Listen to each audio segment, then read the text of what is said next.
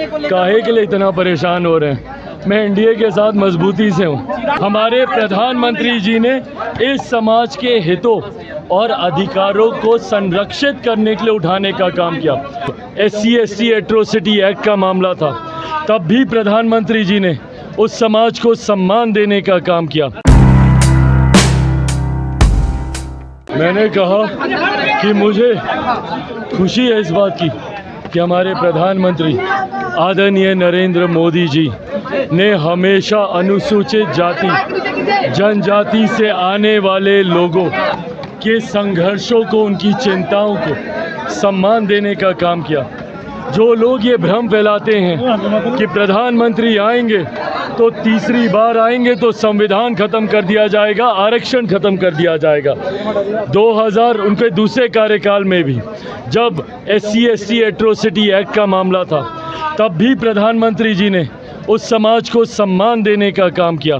आज भी हमारे प्रधानमंत्री जी ने लेटरल एंट्री का मामला हो, क्रीमी लेयर का मामला हो, इस समाज के लोगों की मांगों को हमेशा सम्मान देने का काम किया। अगर कोई गठबंधन इन बातों को नहीं सुनता तो हम लोग भी उसमें नहीं रहते, पर क्योंकि ये गठबंधन सम्मान देता है, पर जो विपक्ष भ्रम फैलाने का काम करता है, उस विपक्ष को आज के इस कार्यक्रम ने आईना दिखाने का काम किया कि उन्होंने हमारे नेता बाबा साहेब के साथ क्या करने का काम किया था।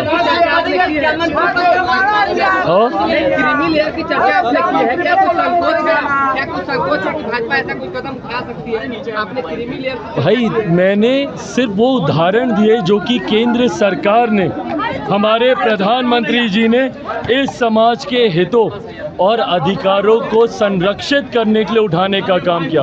भले वो एट्रोसिटी एक्ट को मजबूती देने का काम हो या फिर वो क्रीमी लेयर के प्रावधान जिसका जिक्र न्यायालय के द्वारा किया गया।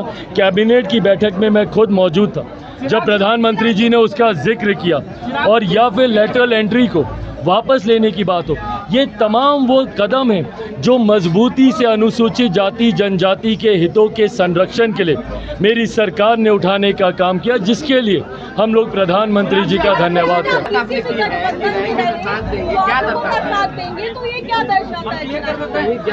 सुनिए ना, काहे के लिए इतना परेशान हो रहे हैं? मैं एनडीए के साथ मजबूती से हूँ, कहीं नहीं जाने वाला हूँ। और मेरे प्रधानमंत्री जब तक है ना, सुन लीजिए ना, मेरे प्रधानमंत्री जब तक है, अगर आप लोग बिना मतलब के इस सवाल को तूल देना चाह रहे दीजिए, पर मेरे प्रधानमंत्री जब तक हैं, चिराग पासवान पूरे समर्पण भाव से है। मैंने जिस गठबंधनों का जिक्र किया, क्योंकि हम लोग यूपीए के साथ भी थे, यूपीए के समय में किस तरीके से अनुसूचित जाति जनजाति के साथ रह रहकर अत्याचार किए जाते थे, बाबा साहेब की तस्वीर तक कांग्रेस ने लगाना ज़रूरी नहीं समझा था। उस वक्त के उदाहरण मैंने देने का काम किया। Thank you.